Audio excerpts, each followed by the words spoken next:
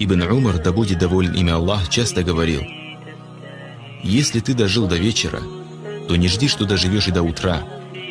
А если ты дожил до утра, то не жди, что доживешь и до вечера. И бери у твоего здоровья то, что пригодится для твоей болезни, а у твоей жизни то, что пригодится для твоей смерти. Не полагайся на этот мир, не считай его своей родиной, не говори себе, что ты останешься в нем надолго, и что надо о нем заботиться.